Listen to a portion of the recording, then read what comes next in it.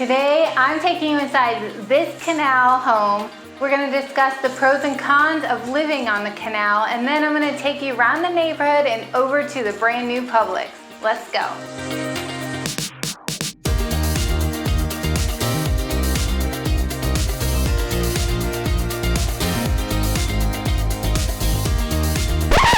Our natural instincts to go right to the backyard. We're gonna come back out here shortly. Let's go back in and take a look at some of the features of this home.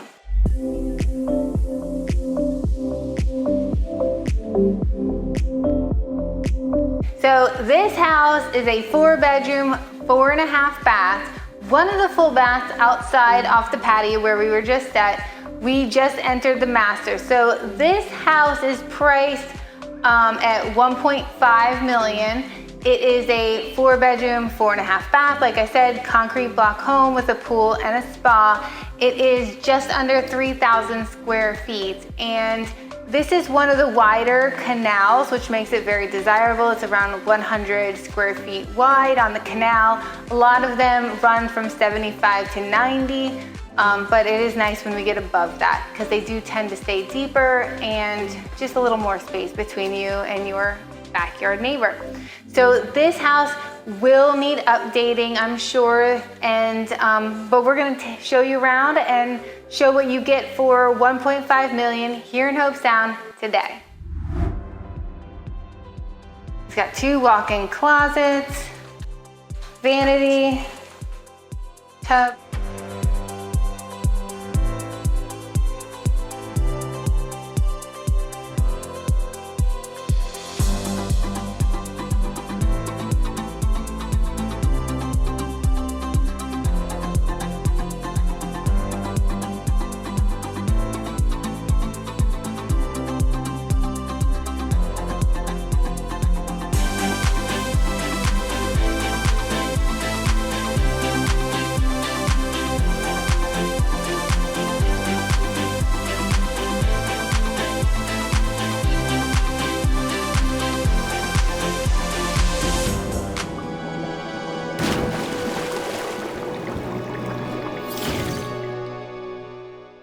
What are the pros and cons of living on the canal?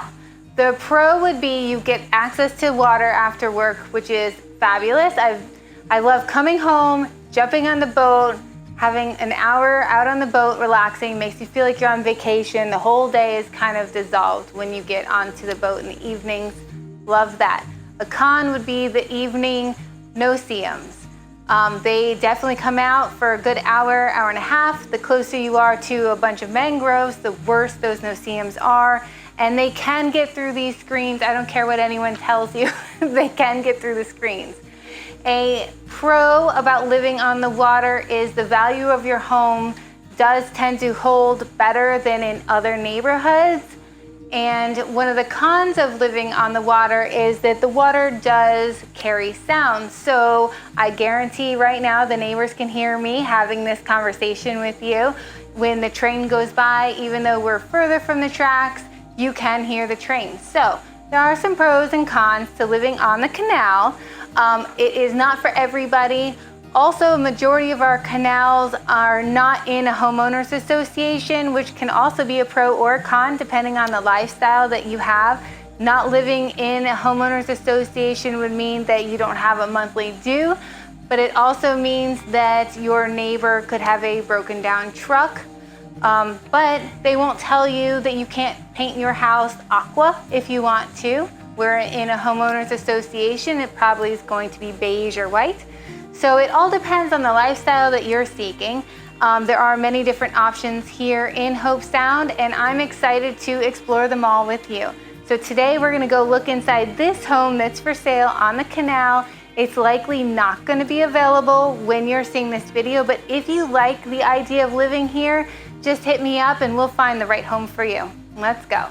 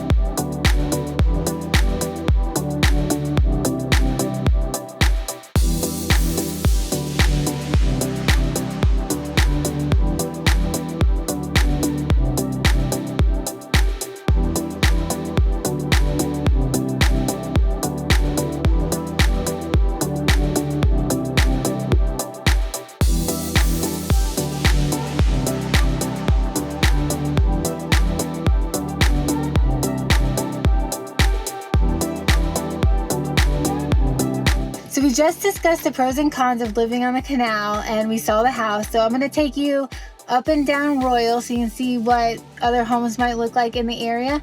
And then I'm going to show you what the drive is like from here to the new Publix. A lot of people ask me, you know, where's the Publix? How close is it? So we're going to do that. I'm not going to speed it up. After that, I'll take you over to Pecks Lake, which is a really cool beach that you can get to by boat. And I'll take you over there, show you what that looks like. So let's go do it.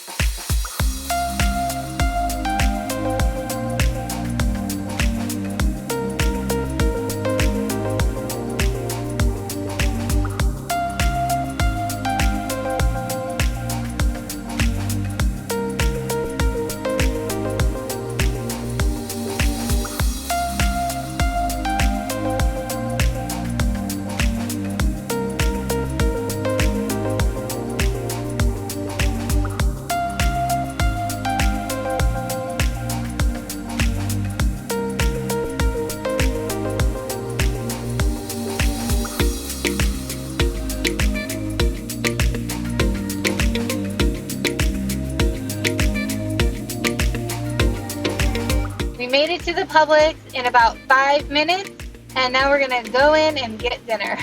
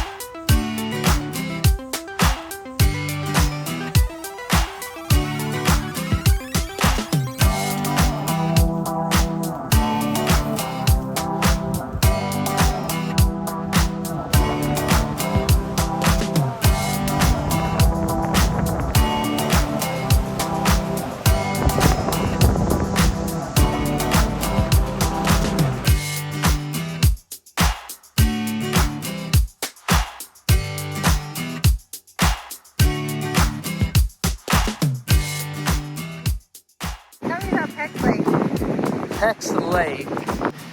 So in the 60s there was a low pressure off the coast for 5 high tides, and it made a natural inlet here at Pecks Lake Park. And in the 70s the Army Corps decided it was a good idea to fill in that natural inlet that had formed. So now we have Pecks Lake Park, but would have been a nice thing to have an inlet here. Just saying.